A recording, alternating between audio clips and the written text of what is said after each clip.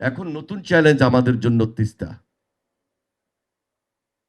তিস্তার উপর আমাদের গত কয়েক বছর যাবৎ বিভিন্ন মিডিয়াতে এসেছে, কথা এসেছে, সরকার টু সরকার আলোচনা হয়েছে, সমাধান হয় নাই এবং কোনো স্টাডি আমাদের হাতের মধ্যে নাই।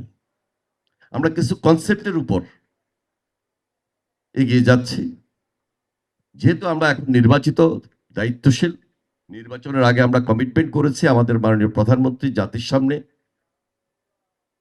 আমাদের সেই উত্তরাঞ্চলের মানুষের কাছে এই কথাগুলো বারবার তুলে ধরেছেন, কমিটমেন্ট করেছেন।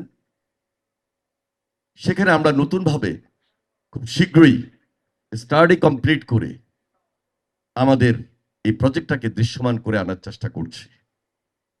এবং এই স্টাডিটা কমপ্লিট হতে গেলে আমাদের সময় নিতে হবে এবং এই সময়টা খুব কম নয়। তারপর খুব দ্রুততার সহিত আমাদের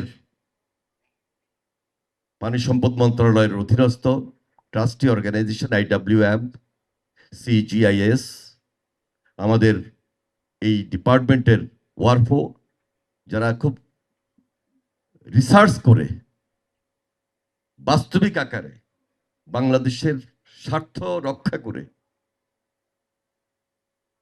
কিভাবে আমরা পানিটা ধরে রাখতে পারি, অর্থনৈতিক বিপ্লব ঘটাতে পারি এবং কৃষির সামগ্রিক উন্নয়ন ধরে রেখে যেখানে নদী ভাঙন রোধ করতে পারি, হাজার হাজার মানুষের যে স্বার্থ,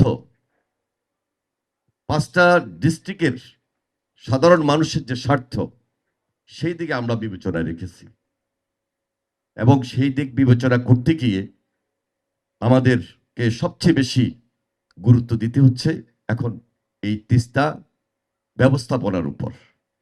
অববাহিকায় যারা বসবাস করেন সেখানে 2টা মৌসুম, একটা হলো শুষ্ক মৌসুম যেখানে পানি নাই, মরুভূমি, আরেকটা হলো বর্ষা মৌসুমে যেখানে এত বেশি পানির স্রোত, উজান থেকে যে পানিটা আসছে সেই পানির স্পিডে আমাদের নদী ভাঙন এবং নদীর গতি প্রকৃতি প্রবাহ কোন দিক থেকে কোন দিক যাচ্ছে এটা আমাদের নিয়ন্ত্রণে এখন পর্যন্ত নাই।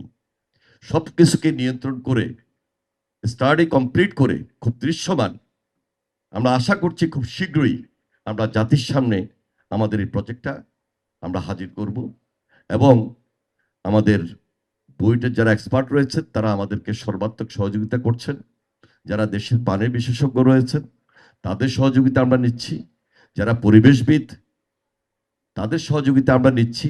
সবাইকে নিয়ে একটা কমপ্লিট তিস্তা মহাপরিকল্পনা আমরা বাস্তবায়ন করার লক্ষ্যে আমরা যেটা অঙ্গীকারবদ্ধ সেই কাজটুকু আমরা অব্যাহত এবং দৃশ্যমান করার চেষ্টা করছি মাননীয় প্রধানমন্ত্রী জনাব তারেক রহমানের নেতৃত্বে।